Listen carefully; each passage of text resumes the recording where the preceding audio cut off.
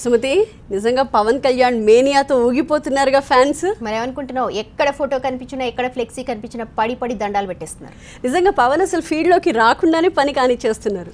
ఆయన అనుకున్న టీంని క్రియేట్ చేయడానికి రాష్ట్రం అంతా ఇప్పుడు ఆ టీం తిరిగేస్తోంది, ఎగ్జామ్స్ పెడుతోంది, స్క్రీనింగ్ టెస్ట్లు పెడుతోంది, మొత్తం అంతా హల్చల్ చేసేస్తోంది. ఒకసారి ఆ హడావిని చూద్దాం.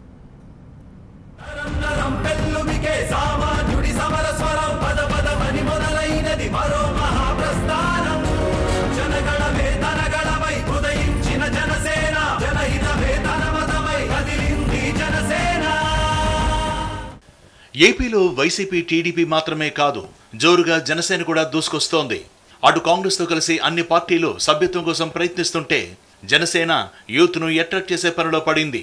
ఆ యూత్ నుంచే లీడర్లను తయారు చేయాలని ప్రయత్నిస్తోంది. అందులో భాగంగానే ఆయా జిల్లాల నుంచి పార్టీ కోసం పనిచేసే కంటెంట్ రైటర్లు, విశ్లేషకులు, స్పీకర్ల కోసం గాలిస్తోంది.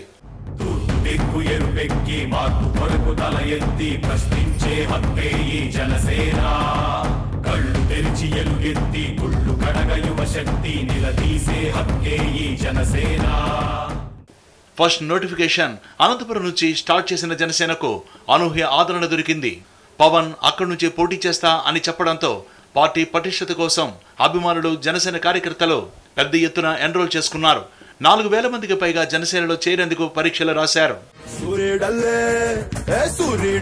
వచ్చాడు మన అందరి కటమరాయుడు, పంచే గట్టిన మంచితనం నిలువెత్తు కటమరాయుడు. అనంత తర్వాత స్టెప్ ఉత్తరాంధ్రలో వేశారు పవన్ కళ్యాణ్. అక్కడ ఉన్న యూత్ ను పార్టీలకు ఆహ్వానిస్తూ ఇచ్చిన నోటిఫికేషన్ కు దాదాపు 6,000 అప్లికేషన్లు అందాయి.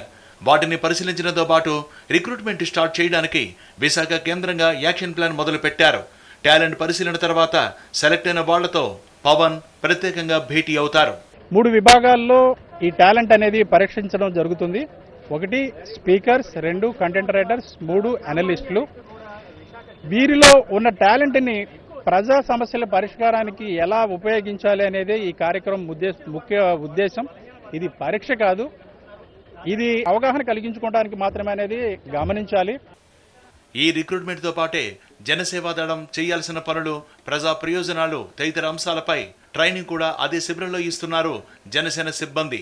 టాలెంట్ హంట్ ను కొత్తగా రాజకీయాలకు పరిచయం చేస్తున్న జనసేన సక్సెస్ అవుతుందన్నది ఆ పార్టీ సభ్యుల నమ్మకం.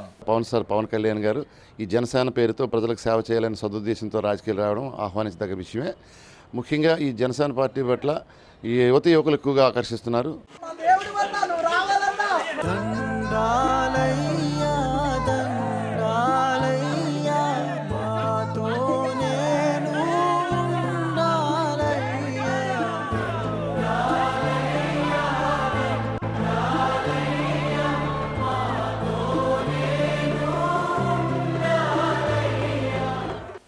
ఇక ఏ రిక్రూట్మెంట్ లేని గ్రామాల్లో కూడా పవన్ క్రేజ్ కనిపిస్తోంది. పెళ్లిళ్లు, పండగల్లో సైతం పవన్ ఫ్లెక్సీని తమతో పాటు ఏర్పాటు చేసుకుంటున్నారు అభిమానులు. దేవుడు అంటూ పిలుస్తున్నారు. జనసేనకు పూర్తి అండగా ఉంటామంటూ హామీ ఇస్తున్నారు.